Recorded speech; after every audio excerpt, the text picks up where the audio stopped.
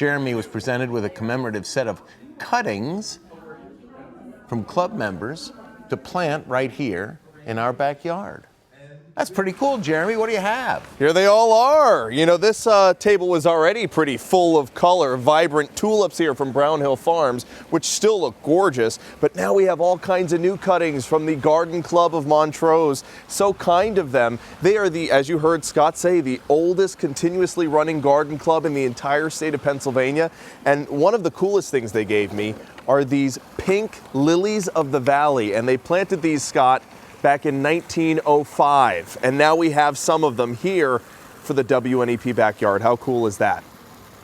Plus, down with that. Yeah, that's great. Really cool. Plus, we got some bleeding hearts from another member of the garden club's backyard, some clematis to put on our fences in the backyard too. And look at this beautiful basket of different herbs. We have lemongrass and oregano. One of my favorite things here, though, is this purple basil. Can't wait to put that on some tomato sandwiches later on in the springtime.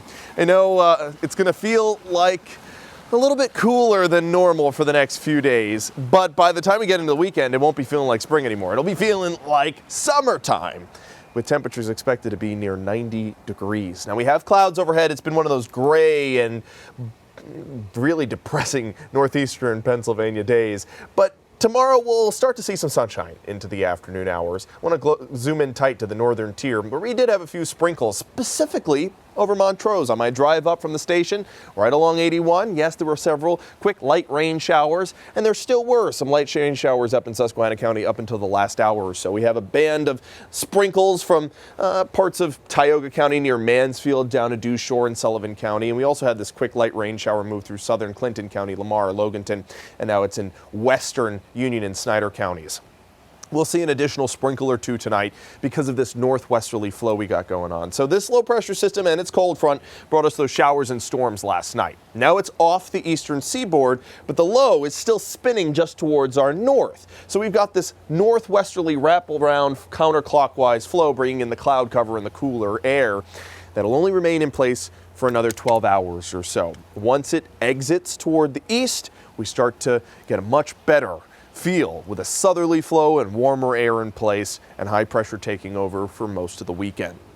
There's a live view of the Diamond City. Going to be a busy weekend there, of course, with the Fine Arts Fiesta continuing throughout Sunday.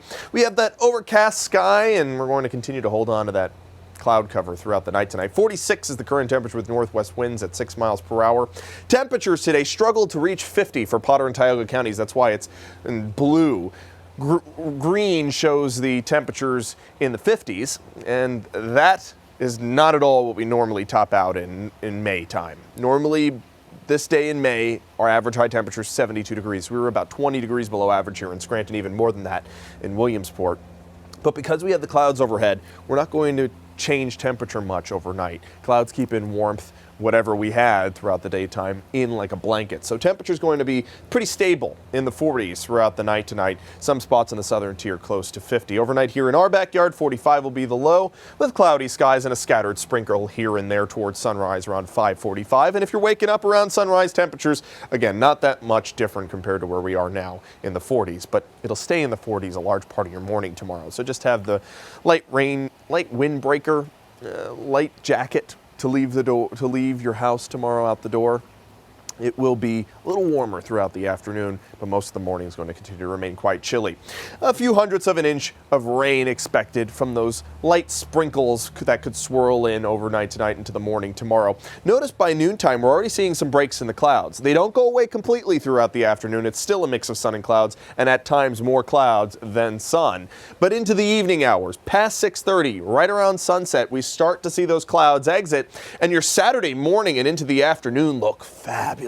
Temperatures bumping up into the 70s, but the clouds fill back in throughout the late afternoon and into the early evening. Maybe a passing sprinkle. No showers, no storms, passing sprinkles late Saturday. And Sunday we start off with sunshine, and we could see a few more showers in the afternoon. There's a look at your weekend forecast. Temperatures in the 70s for Saturday, 80s by Sunday. And Scott, look ahead to next week.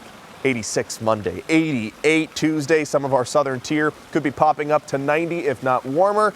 And these garden plants got to get in the soil by then because they are going to love the warmer temperatures.